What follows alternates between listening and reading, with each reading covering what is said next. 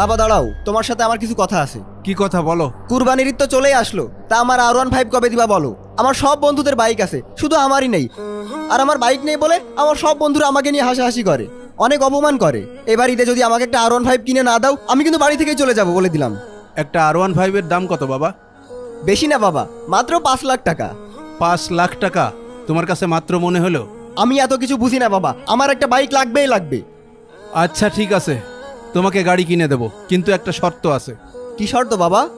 আমি 5 দিনের জন্য ঢাকায় যাচ্ছি। এই 5 দিন তুমি দোকানে বসবা, ঠিকঠাক দোকানটা চালাবা। ঠিক আছে বাবা, আমি সব শর্ত মানতে রাজি। আচ্ছা আমি গেলাম। ও ইয়ে, R15। আসসালামু আলাইকুম ভাই। ওয়ালাইকুম আসসালাম। চাচা সব কিছু আমার কাছে বলে রেখেছে। আসেন ভাই, এসে বসেন। মিরাজ ভাই, আমি কিন্তু এর আগে কখনো দোকানে আসিনি, তো দোকান সম্পর্কে আমার অভিজ্ঞতাও কম। কি কি করতে হবে আমাকে বললেন। ভাই আপনি শুধু ক্যাশে বসে থাকেন, আপনাকে কিচ্ছু করতে হবে না। আচ্ছা ঠিক আছে, চা খাবেন ভাই? নিয়ে আসেন এক কাপ। এই হৃদয়, এই জি ভাই। এক কাপ চা নিয়ে আয়, যা। ঠিক আছে ভাই, এখনই যাচ্ছি। ভাই বসেন, চাটা নিয়ে আসছে। ভাই এই নেন আপনার চা। চায়ের সাথে ব্যঞ্জন না হলে জমে নাকি, একটা ধরাই। ভাই এটা আপনি কি করছেন? আপনি দোকানে বসে সিগারেট খাচ্ছেন? বুঝলাম না ভাই, আমি আমার বাবার টাকায় সিগারেট খাবো, তা আপনার সমস্যা কি? ভাই আপনার বাবা দোকানে বসে কোনোদিন সিগারেট খায়নি। না, এই লোক তো বেশি ক্যাসাল করে। আপনি আমাকে তো জ্ঞান দিতে আসেন না, তো আপনার কাছে আপনি যান। ভাই সিগারেট খেলে আমার তো কিছু হবে না, আপনারই স্বাস্থ্যের ক্ষতি হবে। আর তাছাড়া ইসলাম ধর্মেও সিগারেট খাওয়া বৈধ নয়। এত হাদিস তো আপনাকে বলতে হবে না, আপনি আপনার কাছে যান। যান। কি করতে যে সব কর্মচারী আব্বু রাখে, মেজাজটাই খারাপ করে দিছে। এখানে অনেকগুলো কালেকশন আছে, দেখো কোনটা পছন্দ হয়। ভাই জি ভাই। একটা ডাইনিং টেবিল নিতে আসলাম। জি ভালো দেখে কম দামের মধ্যে একটা ডাইনিং টেবিল দেখান তো। আচ্ছা ওইটা দেখেন, আমি আসতেছি। এই শহরেই এটা মোটামুটি ভালো হবে মনে হচ্ছে। ভাই এই ডাইনিংটা নিতে পারেন। এটা মোটামুটি দামের ভিতরে অনেক সুন্দর একটা ডাইনিং টেবিল, উন্নত মানের কাঠ দিয়ে তৈরি করা। ভাই এটার দাম কত পড়বে? এই ডাইনিং টেবিলের সেটটা 30,000 টাকা পড়বে। 30,000 টাকা?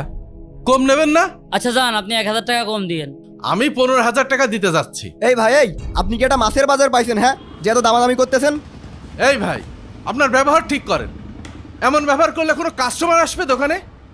আপনার মতো এত শেষরা কাস্টমার তোমার দরকার নেই, আপনি যান। এ কি, এই চল, ফালতু কোথাকার। 15,000 টাকায় টেবিল কিনবে? হ্যাঁ, এই যান, বের হন। ভাই কাস্টমারের সাথে আপনার এমন ব্যবহার করা উচিত হয়নি। আর আপনার আব্বা আমাদেরকে শিখাইছে সবসময় কাস্টমারের সাথে সর্বদা ভালো ব্যবহার করতে। ভাই আজান হয়েছে, চলেন দোকান বন্ধ করে নামাজটা আদায় করে আসি। আপনারা এই যে আজানের সময় দোকান বন্ধ করে নামাজে যান, এতে ব্যবসার ক্ষতি হয় না? আপনার বাবা বলেছেন নামাজের সময় হলে দোকান বন্ধ করে নামাজটা পড়ে নিতে। আর নামাজ পড়লে ক্ষতি হবে কেন? বরং আল্লাহর রহমতে অন্যদের তুলনায় আমাদের ব্যবসা ভালোই হয়। আচ্ছা ঠিক আছে, তাহলে আপনারা নামাজ পড়ে আসেন, আমি দোকানে বসলাম। এই হৃদয়, এই চলো নামাজ পড়তে যাই। জি ভাই চলেন। ভাই আপনি তাহলে দোকানে থাকেন। এটাই তো ফার্নিচারের দোকান। বাবাজি আমাকে একটা ভালো দেখে খাট দেখান তো। জি, আমার সাথে আসেন, আমাদের এই দোকানে অনেক ভালো ভালো খাটের কালেকশন আছে। আঙ্কেল, এই যে এই খাটটা দেখেন, এই খাটটা আমাদের দোকানে সব থেকে সেরা খাট। আর এর ডিজাইনটাও অনেক সুন্দর, আর দামটাও তুলনামূলক কম, মাত্র 40,000 টাকা। এ খাট আমার পছন্দ হচ্ছে না, এর থেকে ভালো খাট থাকলে আমাকে দেখান।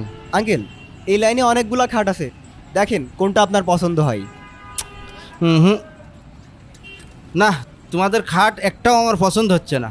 ধুর মিয়া, পছন্দ হচ্ছে না তা আমাদের এখানে আসছেন কেন? হ্যাঁ, ঢাকা কিংবা গুলশানে যান। এভাবে কথা বলছো কেন তুমি? কিভাবে কথা বলবো আপনার সাথে? দোকানদারি করতে হলে ধৈর্য সহকারে দোকানদারি করতে হয়। আপনি জান তো, এত জ্ঞান দিবেন না, যান। ফালতু লোক কোথাকার, এর দোকানে আর কোনোদিনও আসবো না। ভাই একা একা দোকানদারি করে কেমন লাগলো? আর বইলেন না ভাই, বেচা কিনা করা যে এত কষ্ট আগে কখনো বুঝিনি। আজকে তো মাসের শেষ তারিখ, আসেন আয় ব্যয় হিসাবটা করে ফেলি। আচ্ছা ঠিক আছে ভাই, ওখানে দেখেন খাতা আছে, খাতা দুইটা বের করেন। এই দেখেন ভাই, এটা মাসিক হিসাবের খাতা। এই মাসের আয় ব্যয়ের হিসাবটাও এই খাতায় লেখা আছে। এই মাসে মাত্র 50,000 টাকা বেচা কেনা হয়েছে। এবার ঈদে যদি আমাকে একটা R15 কিনে না দাও, আমি কিন্তু বাড়ি থেকেই চলে যাব বলে দিলাম।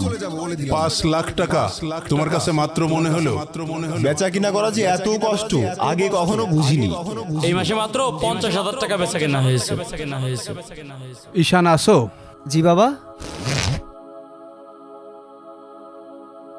এই নাও তোমার বাইকের 5 লাখ টাকা। বাবা আমি বাইক কিনবো না। কেন, কি হয়েছে? আমি তোমাকে টাকা দিচ্ছি, তুমি নিবা না কেন? বাবা এখন থেকে আমি নিয়মিত দোকানে বসবো। আর শুনেছি মিরাজ ভাই নাকি বিদেশ যাবে, তার পরিবর্তে কাউকে রাখা লাগবে না। টাকা ইনকাম করা কত কষ্ট বাবা, আমি বুঝতে পেরেছি বাবা। আমি আগে জানলে তোমাকে জুলুম করতাম না বাবা, তোমাকে কষ্ট দিতাম না বাবা। আমার তুমি ক্ষমা করে দাও বাবা। আমার R1 5 লাগবে না বাবা, আমার আমার তুমি থাকলেই হবে বাবা। বাবা একটি বটবৃক্ষ। এ বৃক্ষ নিজে রোদে পুড়ে তার ছায়ার নিচে রাখে পুরো একটি পরিবারকে।